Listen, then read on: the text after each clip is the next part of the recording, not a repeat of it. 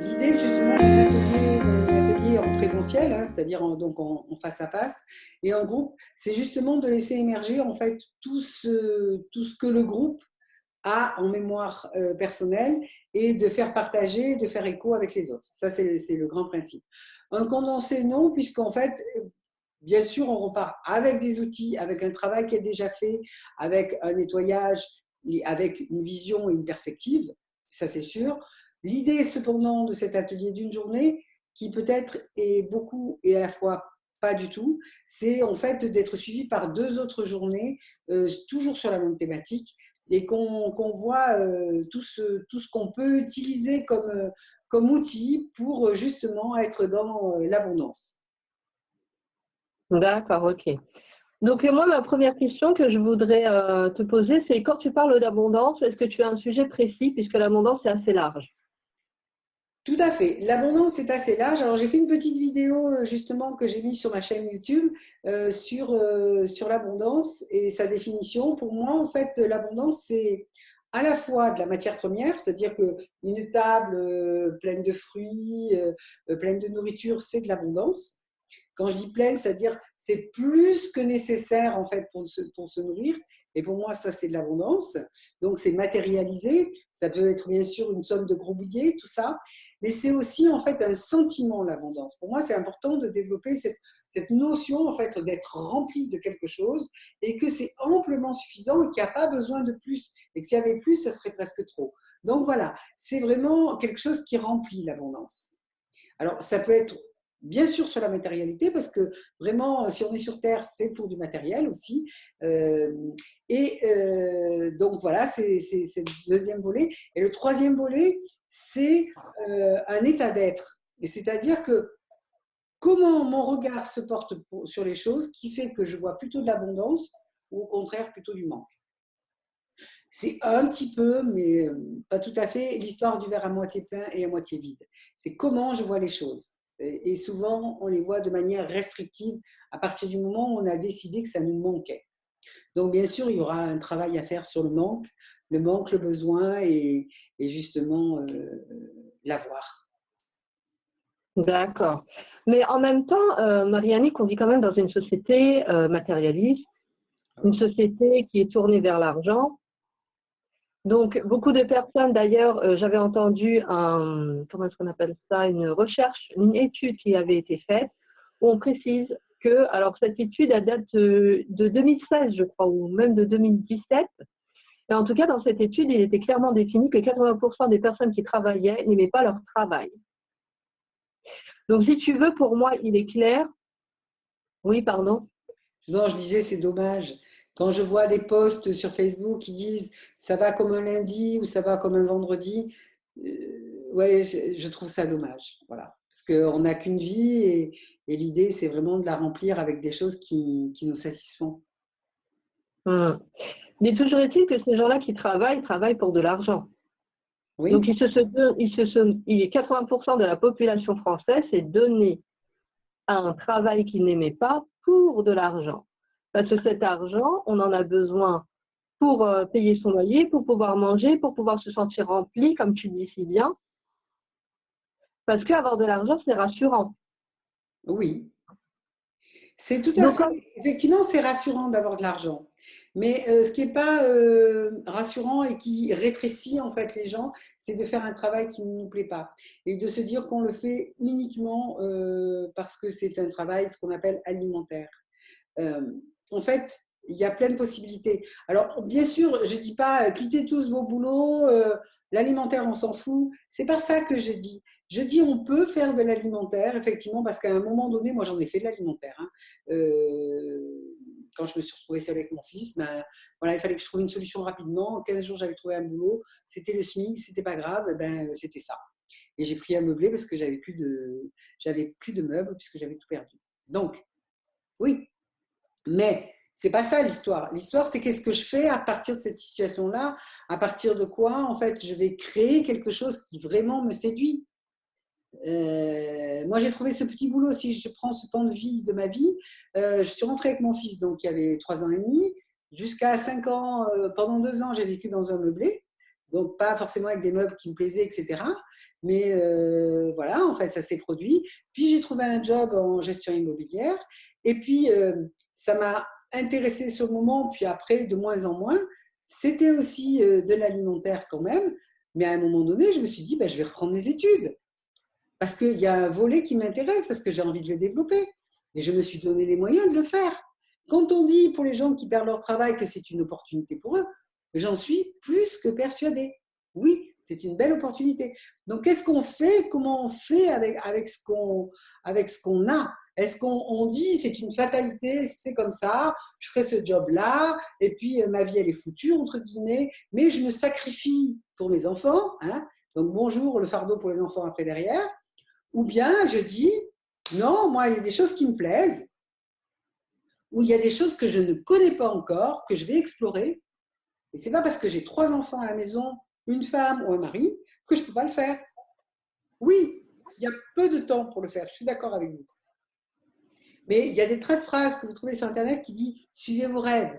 Ok, suivez vos rêves, ça veut dire ayez toujours une petite pensée là en fait sur ce qui vous intéresse. Ouvrez vos yeux, saisissez les opportunités. Vous n'êtes pas obligé de rester dans le même travail. Cette espèce de chape de plomb sur lequel on est en disant ah oui, mais si tu quittes ton travail, tu ne sais pas si tu vas en trouver un autre. Et la confiance alors. Parce que la vie, elle est abondante. C'est déjà ça, en fait, c'est important de se mettre en tête. C'est-à-dire qu'il y a des tas de jobs partout, des tas d'opportunités. Puis la vie change, les jobs changent, c'est comme ça. Voilà. Bon, je m'emballe. Oui. Mais tout ça pour dire que, alors moi, je vais faire l'avocat du diable, si je puis dire, c'est Oui. que je trouve que c'est trop facile en fait de penser comme ça quand on sait qu'on est dans une société qui nous bombarde à longueur de journée, qu'on est en crise, que le taux de chômage est de temps, que en termes de boulot, c'est de plus en plus la précarité, que les CDI disparaissent, que maintenant c'est plutôt l'intérim et les CDD. Donc du coup, il y a quand même une peur intérieure qui fait que tu t'accroches à ce que tu as parce que tu sais que déjà en plus tu ne sais pas comment faire autrement puisque tu as appris, comme tout bon français, à être un salarié, non pas un auto-entrepreneur ou un entrepreneur en tout cas. Donc tout ça, c'est quand même des conditionnements qui datent de plusieurs années. Oui. Et en plus de ça, c'est quelque chose qu'on nous bombarde toute la journée. Donc c'est pas facile en fait de se dire, comme ce que tu viens de dire, c'est-à-dire il y a plein de boulot parce qu'on n'arrive pas à les voir puisqu'on nous dit qu'en fait c'est la crise, il n'y en a pas. Et qu'en plus on a la possibilité de réaliser ses rêves quand on sait qu'on a besoin de payer son loyer et de manger. Enfin, c'est un truc qui est extrêmement fort. C'est une chaîne qu'on a autour du cou qui est mais d'une force pour la briser. Enfin, faut quand même du temps. Enfin, moi, je pense, c'est mon avis. Hein. Qu'est-ce que tu en penses, toi? Alors, il y a une sensibilisation. Moi, si je te prends justement cette partie de ma vie où j'ai tout recommencé à zéro, eh bien, il m'a fallu ces 6 années-là, le temps que je me remette, pour faire un master à ce moment-là, et puis envisager d'autres choses et explorer d'autres choses. J'avais un fils à charge, j'étais seule avec un loyer et je l'ai fait.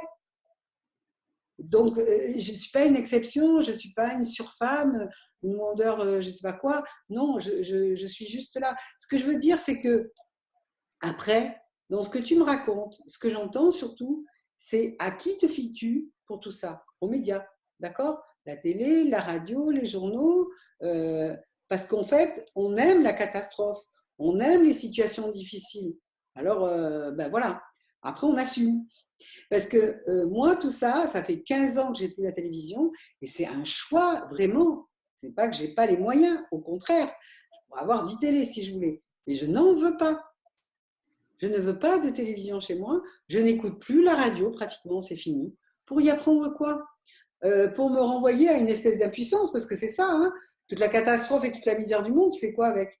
Bon, t'écoutes. Tu te dis, ah là là, mais je suis impuissant. Super. Quelle conclusion? Alors que tu es puissant par ailleurs dans ta vie. On peut faire des tas de choses. Qu'on stoppe aux informations, à ce type d'informations. Je ne sais même pas si on arrive quand même à mettre une radio, peut-être il y en a 2 ou 3, qui te donnent de la bonne humeur. C'est fou ça. En dehors de la musique, tu vois. Incroyable. Oui, donc en fait, il faut nettoyer son environnement et s'éloigner En fait, les médias nous offrent une illusion qu'il est temps pour nous d'arrêter de voir, comme la caverne de Platon, en fait. Arrêter de voir toutes ces projections que nous font les médias pour tourner sa tête et voir la sortie et se rendre compte qu'en fait, effectivement, il y a l'abondance, mais qu'il faut la voir, en fait. Il faut vraiment se détourner de ça. Ouais, c'est un sacré travail, hein. Oui, et toutes les programmations que tu as derrière, c'est pour ça que quand je te dis que une journée, c'est juste pas suffisant, c'est clair. Mais vraiment, déjà, c'est une amorce. Deuxièmement, il va y avoir justement une suite à ça. Et l'idée, c'est de le faire une fois par mois ou par mois et demi, parce que justement, ne pas oublier, c'est très important. C'est sûr que tout un conditionnement de toute une vie, de toute une génération et de plein de générations avant nous, ça fait beaucoup. Mais c'est totalement possible. C'est juste ça. C'est pas une utopie. Moi, D'accord. j'en suis la preuve vivante et je ne suis pas la seule à être passée au-delà de ça, quoi. Je ne suis pas la seule. Je ne suis pas unique au monde. Bon, certes, oui, un peu. Mais ce que je veux dire par là, c'est que plein de gens peuvent le faire. Alors pourquoi ne serait-ce pas possible? Non, c'est juste qu'il y a plein de programmations, il y a une autre manière d'envisager les choses, il y a des questions à se poser et il y a en fait à mettre en place quelque chose que je vais ressentir qui me parle, des nettoyages à faire et ensuite y aller petit à petit. Et c'est pour ça que le groupe, c'est important parce que tu vas aller lire des livres qui vont te parler, oui, mais tu vas regarder des vidéos, mais tu es toujours seul avec l'histoire. Ah, c'est intéressant ce que la personne raconte. Oui, et donc, qu'est-ce que tu vas faire derrière? Parce qu'une fois que tu as écouté ça, tu vas encore en écouter une autre de vidéo avec notre point de vue, etc., etc. Ok, juste choisis ton interlocuteur une fois, fais un chemin avec lui, un mois, 2 mois, 3 mois, peu importe, ou une semaine, et vas-y à fond. Et ensuite, si ça ne te convient pas, si tu as le sentiment que c'est pas ça, va ailleurs. Voilà. Moi, je trouve qu'il y a. Alors, c'est super Internet, hein. Moi, j'y vais, je suis la première à y aller, mais il y a un zapping incroyable. Moi, j'ai des amis qui me disent: ah oui, j'ai écouté un tel, et puis un tel, et puis un tel, et puis un tel, et puis un tel. Ok, parfait, super. Mais tu fais quoi de ta vie? Parce que le bilan, il est là. Tu fais quoi? Ah oui, t'écoutes. C'est bien d'écouter. Et après, voilà. D'accord. Donc en fait, est-ce que tu peux nous parler par rapport à ton stage, qu'est-ce que tu vas nous proposer? Quels sont les sur quoi on va Oui, vas-y. donc Excuse-moi. en fait sur quoi est-ce qu'on va travailler pour au moins faire cette amorce? Ah bah, déjà, on va déjà commencer à voir quelle est notre vision de l'argent. Alors, tu vois, rien que dans cette discussion qu'on vient d'avoir toutes les deux, c'est quelque chose qu'on pourra avoir en stage. Alors, il ne s'agit pas de discuter et refaire le monde. Non, non. Il s'agit de savoir comment, pour nous, ça nous parle. Si je dis à quelqu'un, montre-moi l'argent que tu as et qu'il n'en a pas sur lui, pour moi, ben, il ne veut pas d'argent. Et si, ben, déjà, Ah, ça commence comme ça, quoi. intéressant. Regarde C'est ce que tu portes, intéressant. tu vois. En quoi tu t'autorises à être dans l'aisance, par exemple, ou pas? Ou est-ce que tu te rabougris avec tes toutes petites économies sans vouloir les toucher parce qu'on ne sait jamais ce qui va arriver, tu vois? Donc, si on ne sait jamais ce qui va arriver, tu es t'es dans la peur du lendemain. Comment veux-tu avoir de l'argent et de l'abondance quand tu es dans la peur du lendemain? Ça n'est pas possible, ça ne marche pas. Et si tu dis, ah non, il n'en faut pas trop, parce que trop, on ne sait jamais, là encore, tu refuses l'argent. Et je vais volontairement mes mains comme ça. L'argent, ça se reçoit comme ça. Voilà. Et ça peut venir de n'importe où. Donc, c'est acquérir cette confiance. Alors, évidemment, ça va forcément travailler sur la valeur, parce qu'on va travailler sur la valeur de soi. Quelle est ma valeur? Parce qu'il ne s'agit pas de dire je vaux 100 000 euros, par exemple, si tu ne le penses pas. Si c'est juste un chiffre utopique pour toi, 100 000 euros ou 10 millions d'euros, ça ne sert à rien de dire ça. Ce qui est important, c'est moi, je sais que j'ai eu donc d'autres événements dans ma vie. Ça, au niveau de l'argent, j'ai pas mal d'exemples où à un moment donné, j'ai perdu effectivement de l'argent que j'avais eu en héritage. Ok, parfait. Seulement, à un moment donné, en fait, une personne vient taper à ma porte pour m'emprunter de l'argent, alors que je n'en avais plus et que j'avais là encore perdu tout ça. Et là, quelque chose s'est passé en moi, parce que je fais attention à ce qui se passe pour moi, et je me suis dit non, ça c'est de l'argent que j'ai gagné, c'est ma propre valeur, c'est vraiment, en fait, ça représente qui je suis et ce que je vaux dans cette société. Donc non, je ne te le donne pas, parce que tu vas encore me le prendre et me le voler. Et là, c'est juste non. Et voilà, c'est que souvent, tu as des situations dans ta vie qui t'arrivent, que tu n'analyses pas forcément et qui sont porteuses de plein de messages, tu vois. Donc oui, forcément, la valeur de soi, ça implique, et l'amour de soi, ça implique une écoute de soi. Parce que tout est indicateur. Si on s'écoutait vraiment, totalement, on saurait tellement de choses. C'est juste qu'on se fait confiance. Donc, est-ce que tu penses que justement, revenir à la monnaie, ça permet de développer une meilleure relation à l'argent? Oui, tout à fait. Moi, déjà, j'ai des billets chez moi. Bon, je ne devrais peut-être pas le dire si des voleurs écoutaient, on ne sait jamais, etc. Tu vois. Donc, déjà, si tu as ça dans la tête, ça veut dire que tu ne peux pas non plus avoir d'argent, hein, parce que c'est dangereux. OK. Petite parenthèse. Mais chez moi, par exemple, j'ai une cagnotte de 2 euros. Chaque fois, j'ai une pièce de 2 euros, je la mets dans une cagnotte. Voilà. Et l'été, quand mes enfants viennent, mes petits-enfants, qu'on va à la fête foraine, qu'on ceci, qu'on cela, comme parenthèse, ça a un vrai coût, la fête foraine. Bon, bref.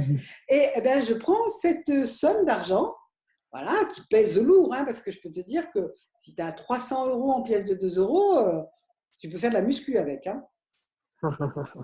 Mais je les garde toujours parce que c'est, tu vois, c'est une manière en fait de me rappeler que ben, l'argent c'est aussi fait pour jouer. Tu vois, c'est un côté jeu sympa, c'est pour le plaisir l'argent. Quand je dis jeu, c'est le plaisir. Voilà. Je garde mes 2 euros là, bla bla bla bla bla bla, et puis un jour, waouh, ça a grossi, tu vois, super.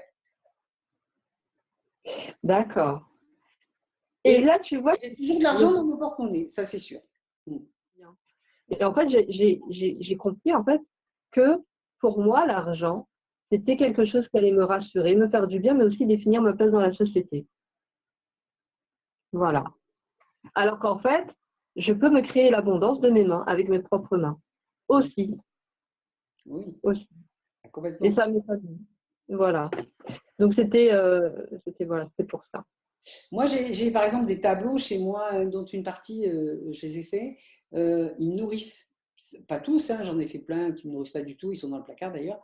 Mais il y a des tableaux qui nous nourrissent. Et ça, c'est de l'abondance. Un tableau qui te nourrit, c'est vraiment géant.